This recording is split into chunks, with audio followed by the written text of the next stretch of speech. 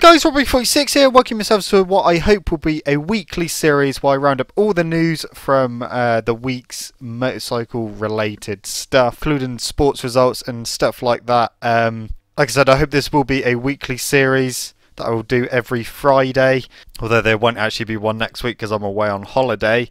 But let's kick off with this interesting looking beast. This is built by a legendary Norton engineer called Brian Crichton, and he has built a prototype track bike, which you can see on screen now, which is a rotary-engined bike. It's a 200 horsepower machine ready for the track. The smooth spinning heart of the bike is dubbed the CR700P. It's a 700cc twin rotor engine which pumps out 200 horsepower at 11,000 RPM, and it has a peak torque of 110 foot-pound at 9,500 RPM. The engine casting is taken from a Norton RCW 588 race bike, but Crichton has made quite a few changes to it to house it into the bike itself. BMW have confirmed a 212 horsepower carbon framed superbike dubbed the HP4 Race. So this is based on the BMW HP4, obviously. There's quite a few interesting facts about this bike. It's carbon fibre and mainframe, 212 horsepower, 13,900 RPM, and 88.5 foot-pounds of torque at 10,000 RPM. Self-supporting carbon fibre rear frame with 3-stage height adjustment, carbon fibre wheels, Öhlins FGR 300 forks, Öhlins TTX 36 GP shock, Brembo GP4 PR monoblock brake calipers, close ratio racing gearbox, lithium-ion battery, 2D dashboard and 2D data recording including logger. Dynamic traction control, programmable for selected gears at 15 levels, engine brake EBR, which is programmable for selected gears at 15 levels as well. Wheeling control, launch control and pit lane limiter. They are only making 750 units. Each will be individually crafted. The UK price tag is a whopping £68,000. It does look like an impressive beast. I'm sure it will be quick as fuck. BMW say that the engine, electronics, brake and suspension technology of the HP4 Race take it to the same spec levels as current factory superbike racing machines. And what's more impressive is that when the bike is fully fueled and track ready, it weighs just 171 kilos, which is actually lighter than current world superbikes. Onto sport now, and Guy Martin and John McGuinness have been testing the Mugen Shindens, which they will ride at this year's Zero TT race.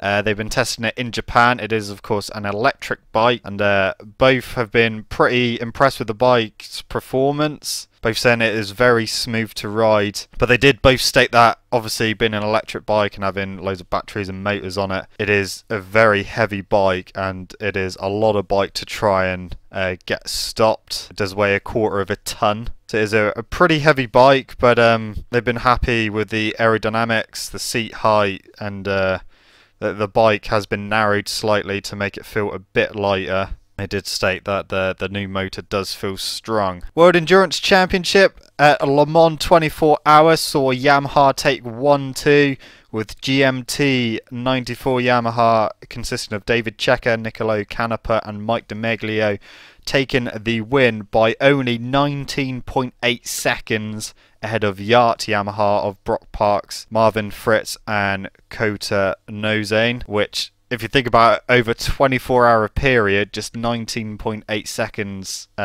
behind the leaders. That is really, really close. Third place was Team SRC Kawasaki, consisting of Randy DePunier, Fabien Faure and Matthew Gaines. On to British Supersport now. Brands Hatch Indy saw Taron McKenzie take yet another win, which keeps him on his 100% win record for this season. He showed what he could do last year on the WD-40 Kawasaki, but this year on the McCam's Yamaha R6, he has praised the Yamaha with a lot better front end feel than the Kawasaki, which he won the championship with last year. And he's shown that with a bike he's even more comfortable with. No one can really get near him. Alistair Seeley and Dean Ellison also wildcarded at the Brands Hatch Indy, as well as they did in Donington as well, on the Moto2 inspired British built Spirit GP Sport R. Because they're basically testing the water, because we all know that unfortunately the 600s are a dying breed. Yamaha are really the only ones who bothered to design a new 600 Supersport, but with the EU regulations and all that bollocks, unfortunately 600s won't be around much longer, especially in racing, because obviously if no one's making new bikes, then they're just going to be racing on old bikes for a long time. So they're looking at different ways to replace the Supersport category in the World Series. They have introduced this year a Supersport 300 class, which is looking like it will replace the Supersport 600s when unfortunately they die out.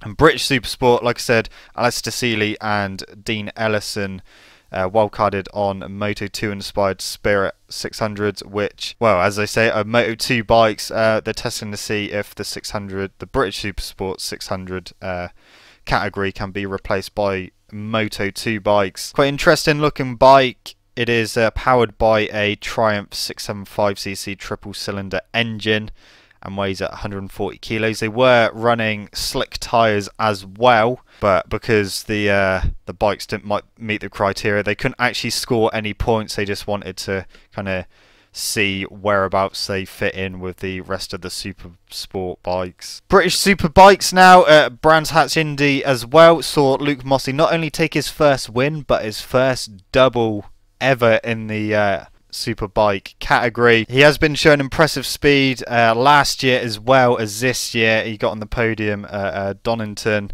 and now he has taken it a step further and finally got his first win. But not only that, like I said, he did take the win in the second race as well, so he took his first ever double. And is there going to be any stopping him now? Well, in the first race, unfortunately for James Ellison, who crashed out at the lead in the first race, he ended up damaging the front of his McCam's Yamaha R1 quite considerably. That his mechanics got it all fixed and ready for race 2, but unfortunately when he went out on his sighting lap, the thing was weaving all over the place with no input from him whatsoever. So they tried fiddling with the front forks on the grid, and then when he went off on his warm-up lap, unfortunately it was still not right. So sensibly, he decided to pull into the pits because his bike wasn't safe to ride, and unfortunately couldn't race in the second race. Shaky Byrne, after missing Donington due to having concussion, was back for Brands Hatch Indy. In the first race, he managed to get into 4th position, but in the second race, after just overtaking Leon Haslam, he unfortunately tucked the front 3 times before finally it let go, and he ended up crashing out of a podium position. But the BSB title is definitely going to be one to watch this season. World Superbike news now, and Dorna have signed another 5-year contract with Assen for the World Superbike Championship. So you can expect to see the World Superbike paddock going to Assen for the next 5 years. And on to MotoGP now. The guys are in America for the Austin round at the Circuit of the Americas. Obviously one rider unbeaten here since he's been in MotoGP, and that is Marc Marquez. Can he stamp his authority back in the championship again at one of his favourite tracks, or will he be beaten to the flag? Now, at time of recording this video, they haven't had any free practice sessions, just a press conference. And like I said, Marc Marquez has been unbeaten here in the MotoGP category. It is one of his favourite tracks, but I think that one of the only people that is going to be able to beat him is going to be Maverick Vinales. He also likes the track, and he's definitely getting on with that Yamaha like a duck to water.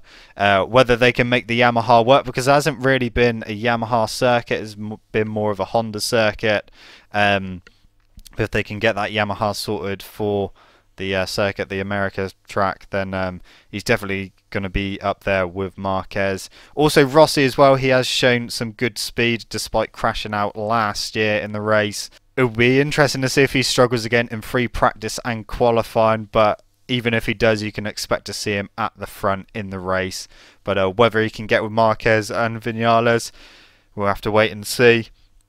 Also, the Ducatis, they've usually shown decent promise there, despite Danny Pedrosa taking out Andrea Dovizioso last year into the first corner. Unfortunately, that first corner is going to be hectic, especially on the first lap, because they're all going to be bunched up, and it's a really, really tight first corner.